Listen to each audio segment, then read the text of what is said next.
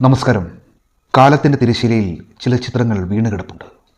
എത്ര കഴുകിയാലും മായാത്ത കനൽപ്പാടുകൾ പോലെ ചിലത്.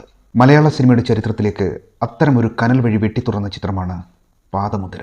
ഒരു മനുഷ്യൻ്റെ ഉള്ളിലെ കാമവും ഭക്തിയും പശ്ചാത്താപവും ഒരേ സമയം മിന്നിമറയുന്ന ഭാവതീവ്രമായ കാവ്യാനുഭവം. ഒരു വശത്ത് തന്നിഷ്ടങ്ങളുടെയും അഹങ്കാരത്തിൻ്റെയും പ്രതീകമായി അശ്ലീല വാക്കുകൾ തുപ്പി നടക്കുന്ന മാധുപണ്ടാരൻ എന്ന മനുഷ്യൻ, മറുവശത്ത് അയാളുടെ തെറ്റുകളുടെ ഇരയായി പിതൃത്വമില്ലാത്തവനെന്ന മുദ്ര കുത്തപ്പെട്ട് ലോകത്തിൻ്റെ മുഴുവൻ പരിഹാസവും അവഗണനയും ഏറ്റുവാങ്ങി ഒടുവിൽ ഭ്രാന്തിൻ്റെ ഇരുളിലേക്ക് വഴുതി വീണ സോപ്പുകുട്ടപ്പൻ എന്ന മകൻ.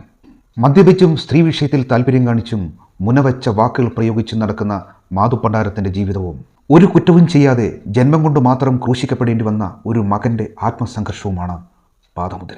മേക്കപ്പിൻ്റെ അമിതാഡംബരങ്ങളൊന്നുമില്ലാതെ കേവലം ശരീരഭാഷ കൊണ്ടും കണ്ണുകളിലെ ഭാവപകർച്ച കൊണ്ടും മോഹൻലാൽ എന്ന നടൻ സ്ക്രീനിൽ ജീവിച്ചു തീർത്ത വിസ്മയങ്ങൾ.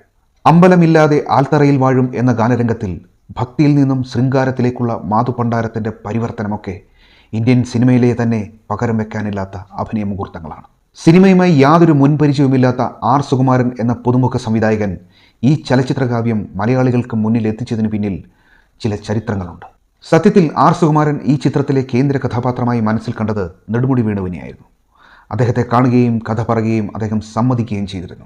എന്നാൽ ചിത്രത്തിൻ്റെ നിർമ്മാതാവിന് ഒരൊറ്റ നിബന്ധനയുണ്ടായിരുന്നുള്ളൂ: മോഹൻലാൽ ആയിരിക്കണം നായകൻ, എങ്കിലേ സിനിമ നിർമ്മിക്കൂ എന്ന് അദ്ദേഹം തീർത്തു പറഞ്ഞു. ഇക്കാര്യം സംവിധായകൻ നെടുമുടി വേണുവിനെ അറിയിക്കുകയും കലയോട് അങ്ങേയറ്റം ആദരവുള്ള അദ്ദേഹം ലാൽ തന്നെ ചെയ്യട്ടെ, പകരം എനിക്ക് മറ്റെന്തെങ്കിലും റോൾ തന്നാൽ മതിയെന്ന് പറയുകയും ചെയ്തു. അങ്ങനെയാണ് നാരായണൻ എന്ന മറ്റൊരു പ്രധാന കഥാപാത്രത്തിലേക്ക് നെടുമുടി വേണു എത്തിച്ചേരുന്നത്. സംവിധായകൻ കഥ പറയാൻ മോഹൻലാലിൻ്റെ സെറ്റിലെത്തി.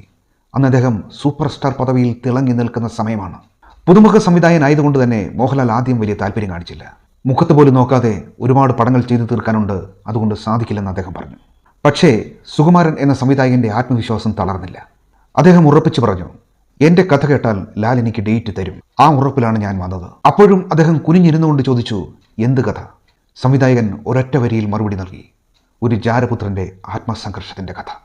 ആ ഒരൊറ്റ വരി കേട്ടതും മോഹൻലാൽ തലയുയർത്തി സംവിധായകൻ്റെ മുഖത്തേക്ക് നോക്കി. കഥയുടെ കാം പറഞ്ഞ അദ്ദേഹം പിറ്റേന്ന് തന്നെ വന്ന് കാണണമെന്ന് ആവശ്യപ്പെട്ടു. പിറ്റേന്ന് കോവളത്തേക്കുള്ള ഒരു കാർ യാത്രക്കിടയിലാണ് മോഹൻലാൽ കഥ മുഴുവൻ കേൾക്കുന്നത്. മുഴുവൻ കഥയുടെ ആഴം മനസ്സിലാക്കിയ അദ്ദേഹം മറ്റ് സിനിമകളുടെ ഡേറ്റുകൾ മാറ്റിവെച്ച് പാദമുദ്രയ്ക്കായി ഒപ്പുവെച്ചു.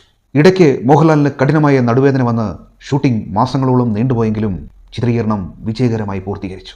വെറും 28 വയസ്സുള്ളപ്പോഴാണ് മോഹൻലാൽ 2 കഥാപാത്രങ്ങളെ അവതരിപ്പിച്ച് വിസ്മയം തീർത്തത്. മോഹൻലാലിനെ കൂടാതെ നെടുമുടി വേണുവും സീമയും മികച്ച അഭിനയം കാഴ്ചവെച്ചു. ഹരി കുടപ്പനക്കുന്നിൻ്റെ വരികൾക്ക് വിദ്യാധരൻ മാസ്റ്റർ ഇണം നൽകി. 3 പതിറ്റാണ്ടുകൾ കഴിഞ്ഞിട്ടും നമ്മുടെ ചലച്ചിത്രം മനസ്സിനുമേൽ പതിഞ്ഞ, ഒട്ടും മങ്ങാതെ നിൽക്കുന്ന ആർ സുകുമാരൻ്റെ 125 മിനിറ്റുകളുള്ള ഒരു ഗ്രാമീണ മനോഹര ചിത്രം പാദമുദ്ര.